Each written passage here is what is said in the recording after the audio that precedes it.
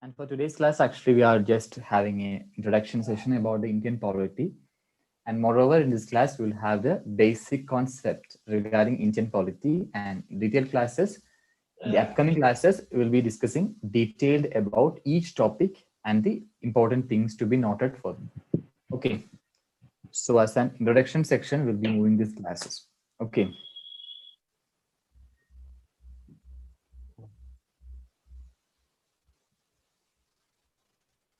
Okay. I think someone's mic is not muted. So I kindly request all the members to please mute your mic. Unless if you have some queries, you can please unmute, you can ask. So we can avoid the unwanted background noise. Okay. Yes, now it's clear. Thank you. So let's start the class. So it's Indian polity, as we know. Political system is important for each and every country. Okay. So here we discuss about the basic structure of the political system, then establishes the main organ of the state. It includes the legislature, the executive, and the judiciary. Okay. Then in a federal polity, the constitution delimits and distribute powers between the organs of a state at union level and those at the level of states. So I'll be discussing about the powers and various divisions of the union as well as the state government. Okay, then it's almost what we can say it's a political system is a living organism of functioning institution. So it is a combined or it is combining of various institutions.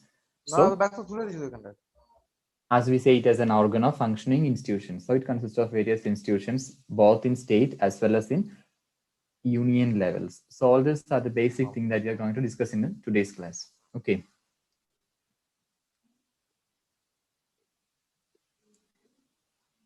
Yes. So first of all, the Constitution of India.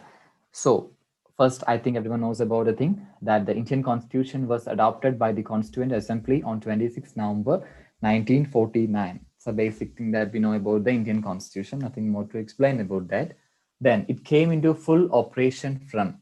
So know that on 26 November 1949, we adopted the Constituent Assembly and the full operation or the full functioning of that was on 26th January 1915.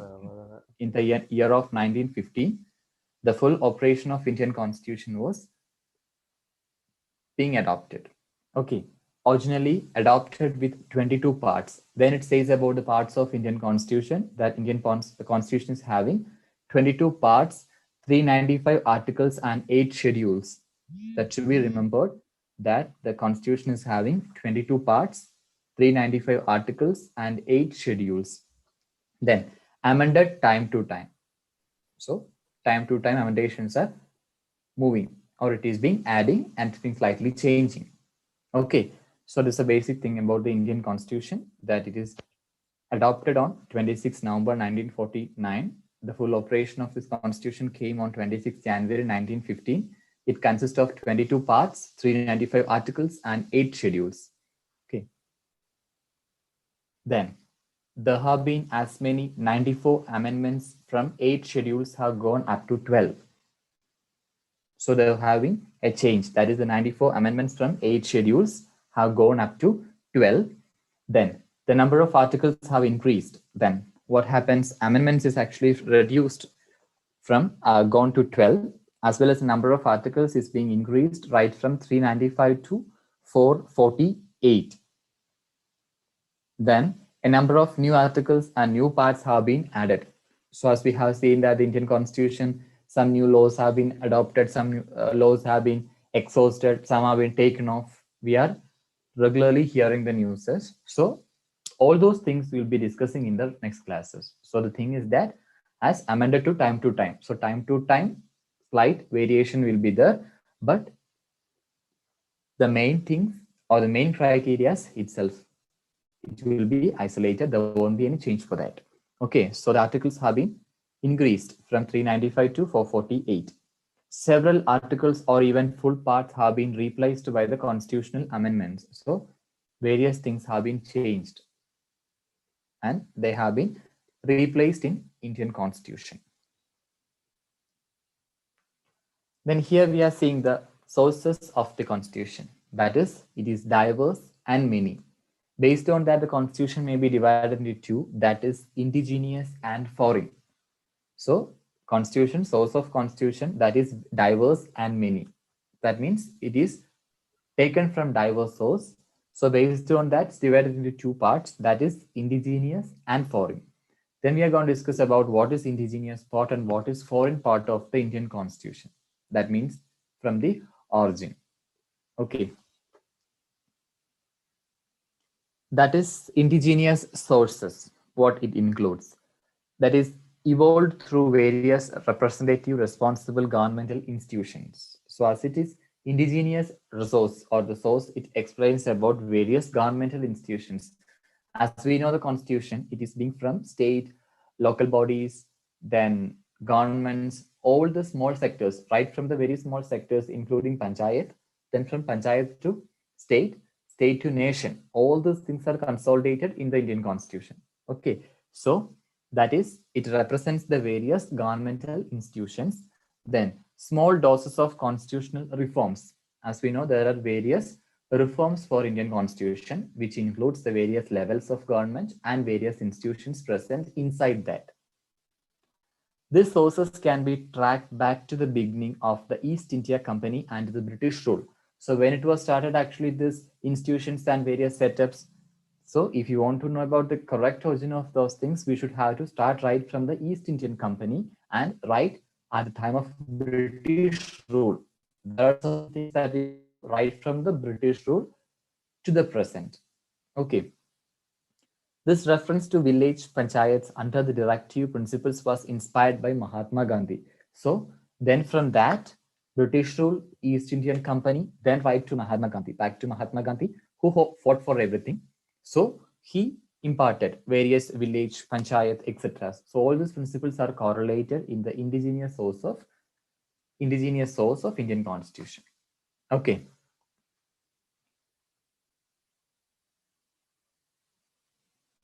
Then the demands for some of the fundamental rights was made as early in 1918 at the Bombay session of Indian National Congress. So it's an important thing that about Indian Constitution, that is the fundamental rights was made as early in the 1918.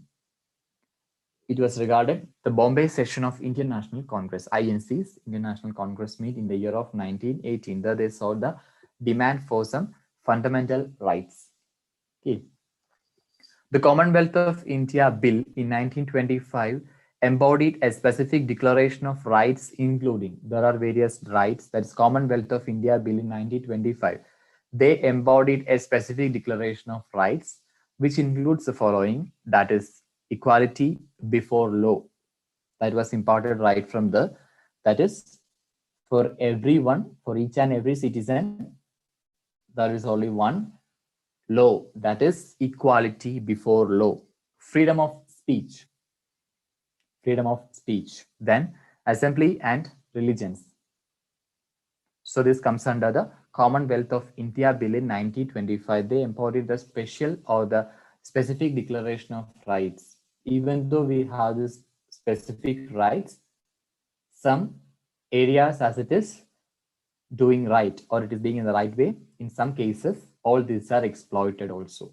Okay, so that is equality before law. We don't know how much it is being taken by the common citizen, even though we all have these rights, that is equality before law, freedom of speech, assembly and religion. This includes various other things, religion, caste, creed, etc. also. Okay. Then the Karachi Congress resolution of 1931. Then another impact for the indigenous source of Indian Constitution, that was the Karachi Congress resolution, that is in the year of 1931, contained the special reference for fundamental rights and fundamental duties. So Karachi Congress resolution in 1931, they also imparted the importance of fundamental rights and fundamental duties. That includes several social and economic rights mentioned in 1931 resolution found expression in directive principles. That is, various that is social and economic rights for the citizens. That was embedded in Karachi Congress resolution of 1931. Okay.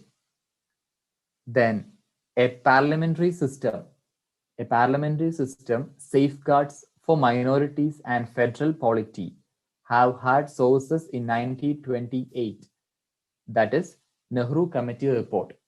So it was, so this indigenous source, it actually explains about the various impact that leads to the writing or that leads to the binding of the Indian Constitution.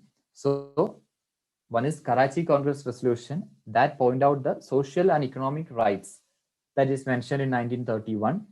Then a parliamentary system that is actually the which safeguards the minorities and the federal polity that sources in 1928.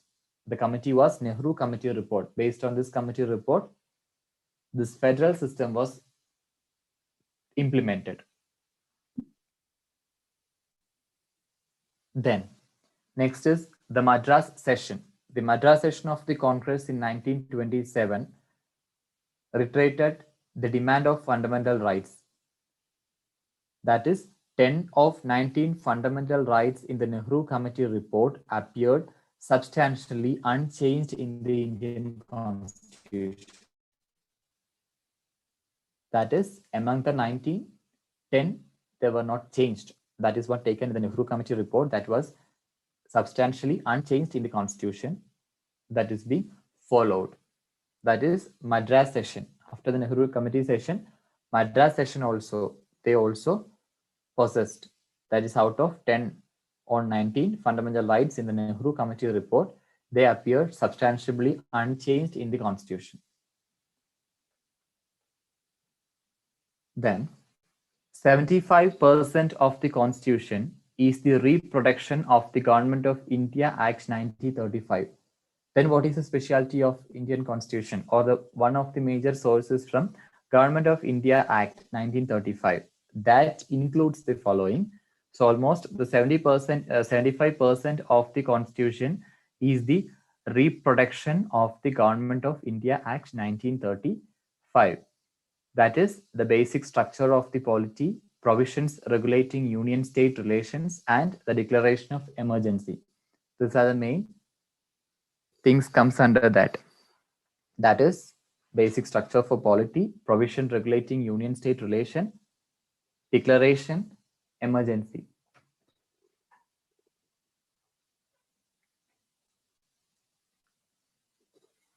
Then next is the foreign sources. So that all the things we're discussing about the indigenous source that came to or that was imported in the Indian Constitution.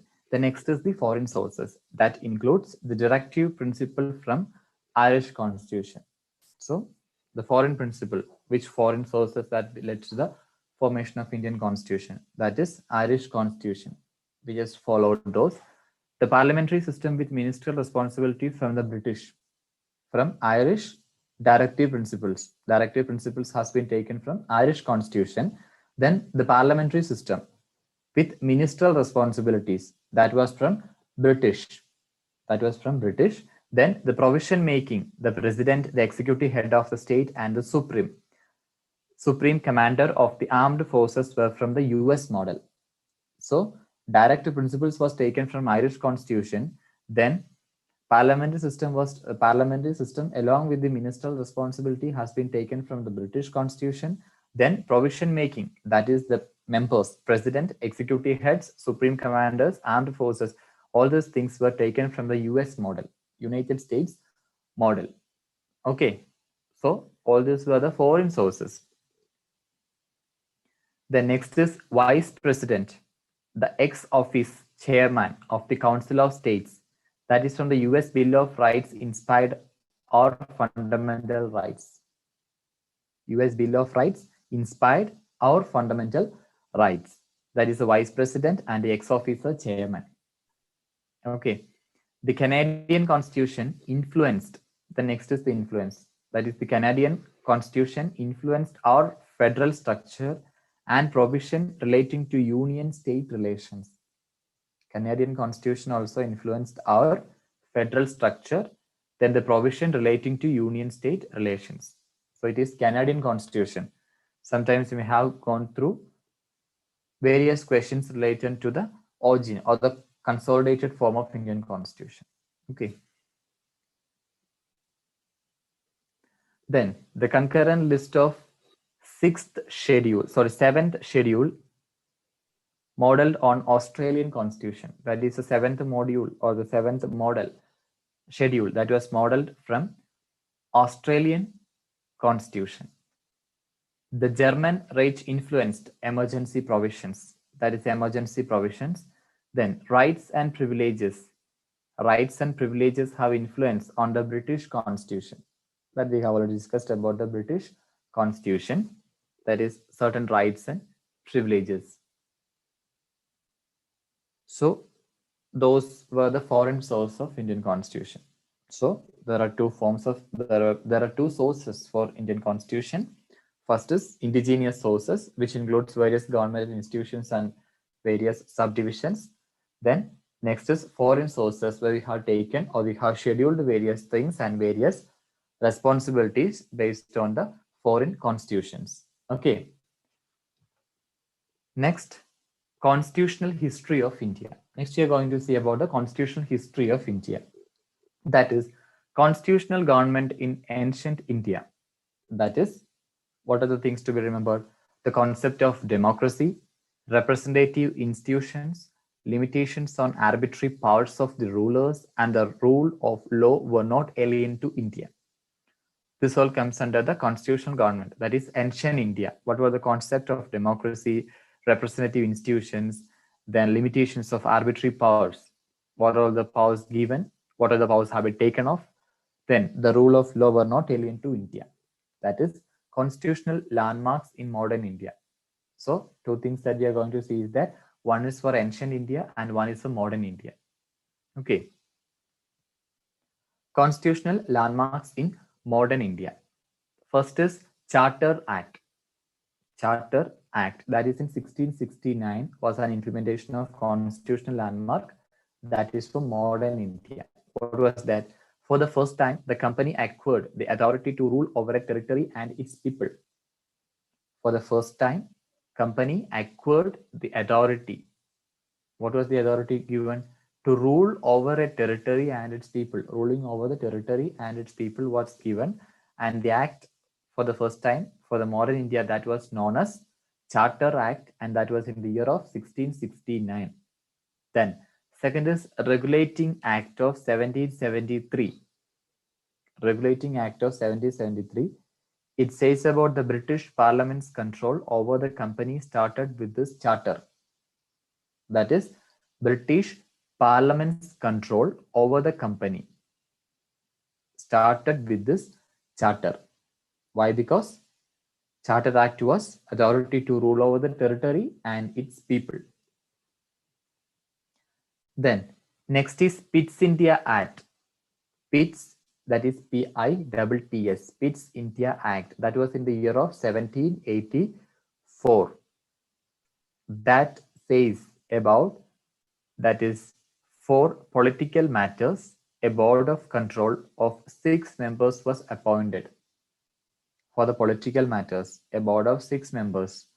So the board of 6 members for political matters, that was acted or that was initiated as Pitt's India Act, that is in the year of 1784. Then another Charter Act, that is in the year of 1830. 1830, the act deprived the company of the monopoly of trade in India. Chartered Act of 1830, what happened? The act deprived the company the monopoly to trade in India. That is in the year of 1830. Then in 1833, again it was, that is the act differentiated the lawmaking meetings of Governor General in council from its executive meetings. So that enactment was happened in the year of 1833. That was also the follow-up of Chartered Act, that is in the year of 1833. Then next act was the Indian Council Act of 1909. another landmark, that was Indian Council Act of 1909. That is, this act contained many of the reform proposals of Minito Morley. Principle of communal representation was introduced for the first time. That is, the act contained many of the reform proposal. So, Minito Morley has proposed various reforms. So, that was included in this Indian Council of Act 1909, and also principle of communal representation. Communal representation also was introduced first time on behalf of this Indian Council Act of 1909. Then, next is the Government of India Act. It's very important. The Government of India Act, that was in the year of 1919. That is based on the Montagu-Chelmsford report. So keep in mind that the Government of India Act, it was based on the Montagu-Chelmsford report. That is, Indian Legislative Council was replaced by a bicameral legislature. What was the objective? Indian Legislative Council was replaced by a bicameral legislature. Okay. Then diarchy was introduced in 8 major provinces. So the introduction of diarchy also was in the period of the Government of India Act in year 1919. So first is, it was based on the Montagu-Chelmsford report. Then Legislative Council, it was replaced by a bicameral legislature. Then diarchy was introduced in 8 major provinces. Okay. Then next is the Act of 1858. Act of 1858 is that the act finally became the Act for the Good Government of India. That is 1858. The Act of 1858 is actually the Act for the Good Government of India. That is 1858. Then Indian Council Act of 1861. That is, for the first time, Indians were associated with the work of legislation. Okay, Indian Council Act, again, that was Indians were associated. Indians were associated with the work of legislation. Indians were associated with the work of legislation in the year of 1861, hence it is known as Indian Council Act. Then this Indian Council Act of 1892. What was the implementation? The entry of the elected members marked the beginning of new era in the life of council. So year by year, Indian Council Act was modified. So in 1861, what happened? That was the first time Indians were associated to work with the legislation. Indians, actually, they have got a chance to work with the legislation. Then after, that is, remember the year, that is 1861. Then right from 1892, what was the situation? The entry of the elected members, then we have the elected members. They are marked the beginning of new era. That is the life of the council. Council was started in the year of 1892 with the elected members. Yes. The next is Wavell Plan and Simla Conference. What was the impact for Wavell Plan and Simla Conference? The interim council was to be internized with the inclusion of Indian political leaders. Then this council was internized. How it is being internized? With the inclusion of Indian political leaders. With the inclusion of various Indian political leaders, this council was internized. Then the Lord Wavell convened a conference of Indian leaders at Simla. Then what happened? The Lord Wavell, he convened a conference for Indian leaders at Simla. That is known as Simla Conference. That was for Indian leaders who had been associated with the council. Okay. Then next is the cabinet mission. What is about the cabinet mission? They rejected the League demand for a separate sovereign state of Pakistan. That was a cabinet mission. We all know about those things. They rejected the League demand for the separate sovereign state of Pakistan. Then they also rejected the Congress scheme of a loose federation. So that was the two rejections of cabinet mission. First was separate sovereign state of Pakistan. That also they were rejected. The next is that the scheme of loose federation. That also they were rejected. So that was the two rejections. Important thing that notice, cabinet mission rejected two things. Okay, that should have to keep in mind. Then next is the Simon Commission in the year of 1927. Moving the Simon Commission in the year of 1927, that was made a promise to set up a commission to inquire into the Working Act of 1919. As we have said, the Working Act of 1919, here they have given a promise to set up a commission to inquire. That is known as Simon Commission in 1927. The Government of India Act. Next is the Government of India Act, that was in the year of 1935. That envisaged a federation of all India, that separated Burma from India, and two new provinces of Orissa and Sindh were created. So, Government of India Act 1935, that envisaged a federation of all India, that came what it separated Burma from India, and also two new provisions of Orissa and Sindh were created also. So that was in the year of 1935. Then next there was a mission, that is the Cripps mission. As cabinet mission, after 1935 there was a mission that is known as Cripps mission. What they intended is that they proposed dominant status and the right of Indians to frame a constitution.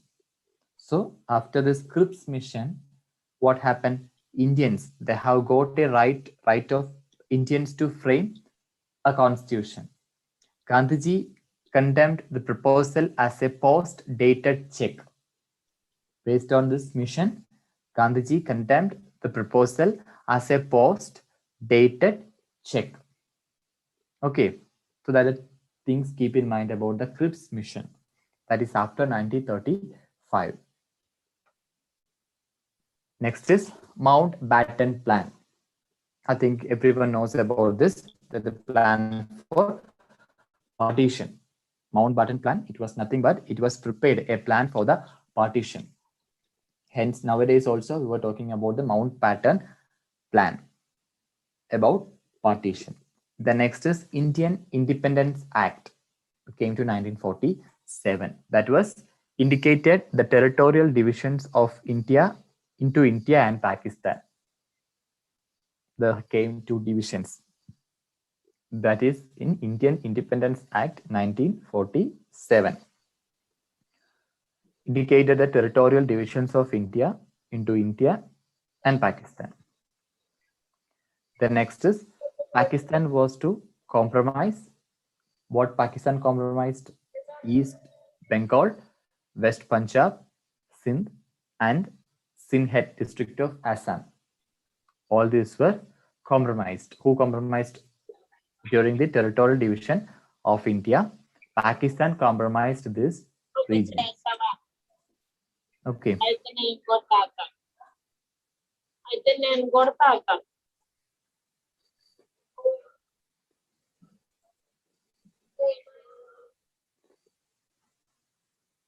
Okay, I think someone has unmuted the mic. So please do kindly check that.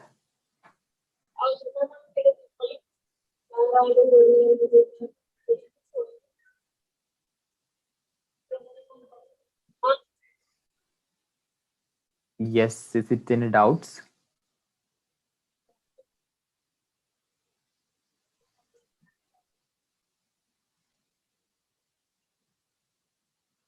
Okay.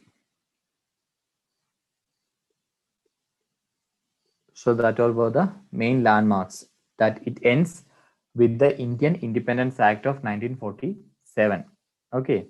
The territorial divisions of India and Pakistan had occurred. That Pakistan compromised East Bengal, West Punjab, Sindh, and Sindh district of Assam. Okay. Then finally, the making of Indian Constitution.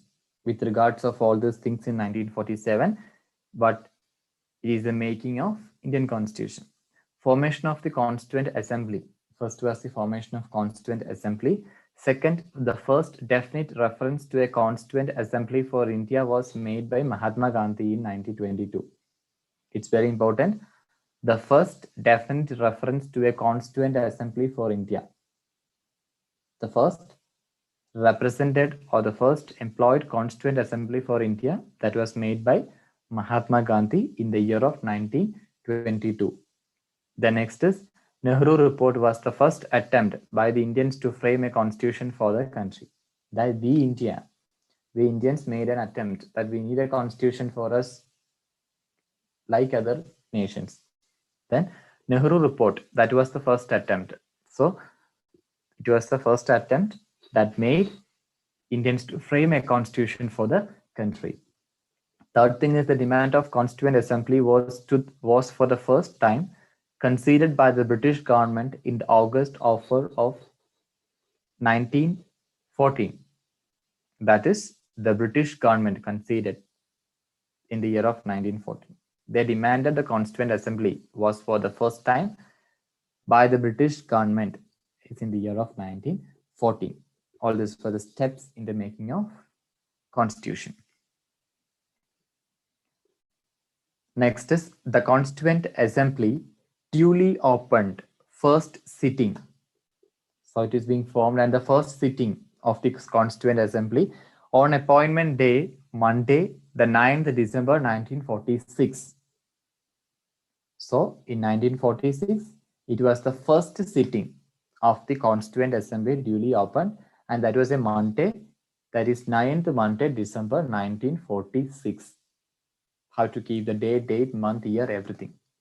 Okay.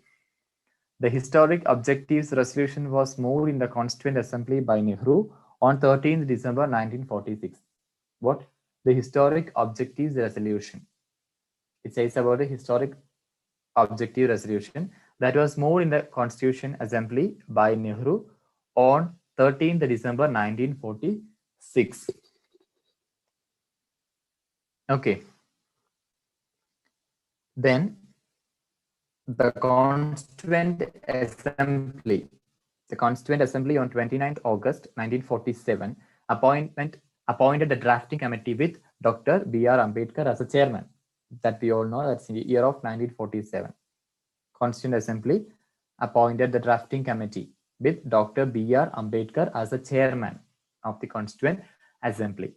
Then the Constitution was finally signed by the members of the Constituent Assembly on 24th January 1915. As we have discussed before, it came completely fully operation at the year of 1915. That is 24th January 1915. The Constitution was finally signed by the members of the Constituent Assembly.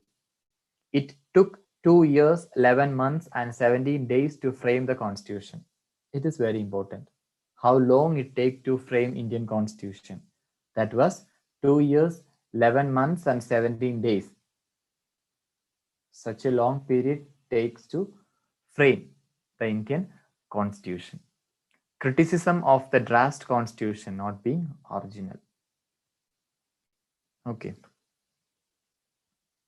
That was the criticism of the draft Constitution, that is not being original. Yes, I think that was the last framing of the Constitution that we have stopped. Okay, so this was just the beginning of the Indian polity, and by the next classes we'll be discussing more topics. So what we have discussed today is very brief and it was very absolute to the points. So it should be kept in mind, because polity praise all the UPSCs, PSCs, everything. You can expect questions from Indian polity, because the political system of India is very, very important. Okay. So I think for today's class, this all the thing that we are supposed to discuss. Sir? Yes. Can you include like our PM Narendra Modi started so many of the schemes towards the welfare of the farmers and agriculture. So can you include those schemes in 1 or 2 slides in the next class? Yes, yes, of course. Why? Because those questions are asking every time. 2-3 questions are asking. Yes, I think for before, I think in the agriculture sessions we all took some Yeah, of classes. course, some it is covered, but like fun, like general schemes are also he has introduced, right, sir? Yes, yes, Other than exactly. agriculture, so can you include those things also? It can be benefit to us. Of course, of course. So, right, the next class itself will be monitoring that and adding few Uh, slides. Okay, yes. no issues. Okay, sir. Yes, any other options or opinions about something to be included or excluded from other members if they are willing to know about something means definitely it will be added for the next class because you are the beneficiaries. So it's your privilege to open up that what you need to know. It's very good what said. Okay, so from others also, we do expect some comments, then we can improve the things. So it will be easy for learning and easy for understanding. So you can gain better. Okay, yes. So I think we can wind up today's class.